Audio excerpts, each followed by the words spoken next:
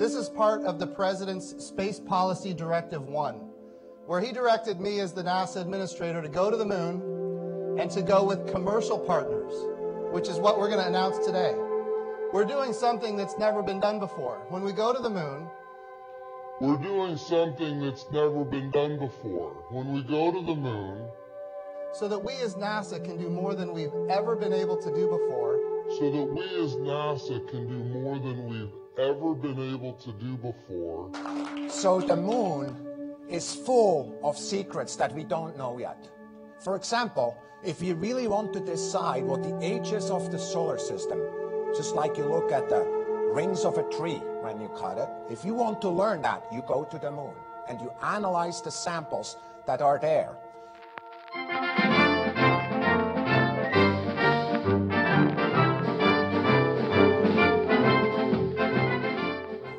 Right after they landed and put up the US flag, we're so proud of when we have pictures here.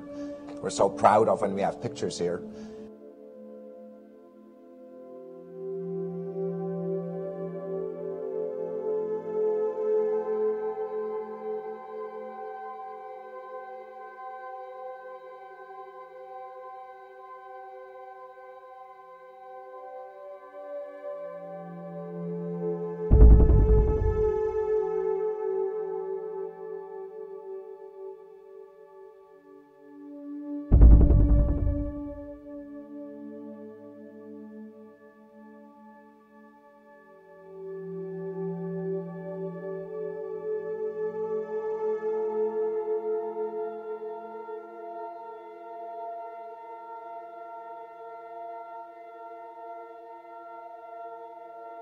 Finally, I can tell you that I choose to go to the moon. Yeah. I choose to go to the moon with artists.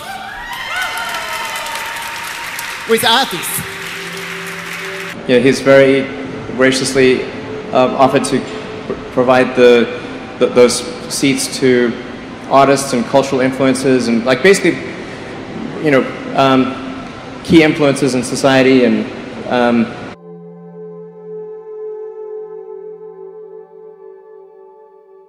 I'd go to the moon in a nanosecond. The problem is we don't have the technology to do that anymore. We used to, but we destroyed that technology and it's a painful process to build it back again. Earth orbit, that's the farthest that we can go. Right now, we only can fly in Earth orbit. That's the farthest that we can go. And this new system that we're building is going to allow us to go beyond and hopefully take humans into the solar system to explore. So the moon, Mars, asteroids, there's a lot of destinations that we could go to, and we're building these building block components in order to allow us to do that eventually. The moon, Mars, the moon. The kinds of technologies that we're testing out on space station are definitely helping us with our goals of going beyond low Earth orbit. A set of crewed flights will test and prove the systems required for exploration beyond low Earth orbit. As we get further away from Earth, we'll pass through the Van Allen belts, an area of dangerous radiation. Shielding will be put to the test as the vehicle cuts through the waves of radiation. We must solve these challenges before we send people through this region of space. Other than the alleged Apollo trips, all other manned spacecraft have stayed below the belts. These belts do not officially begin until an altitude of 1,000 miles is reached. When interviewed, Alan Bean of Apollo 12 initially stated that he had not gone through the belts and did not observe any effects caused by them. Any ill effects from the Van Allen radiation belts? No. Now, I'm not sure we went far enough out to encounter the Van Allen radiation belt. Maybe we did. When it was pointed out that the flight pattern took him through the belts, he changed his story. The belts are 1,000 miles to 25,000 miles above the Earth. Then we went right out through them. No effects on your cells? We didn't even know it. I don't think anybody, well, maybe somebody said you went through the radiation belt, but we didn't feel it inside, and we didn't get any, added radiation. Not on our mission, by the way, they hadn't been discovered yet. Not on our mission, by the way, they hadn't been discovered yet. Why has nobody been to the moon in such a long time? That's not an 8-year-old's question.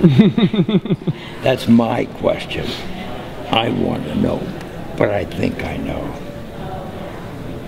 Because we didn't go there, and that's the way it happened. And if it didn't happen, it's nice to know why it didn't happen, because we didn't go there, and that's the way it happened. And if it didn't happen, it's nice to know why it didn't happen. So.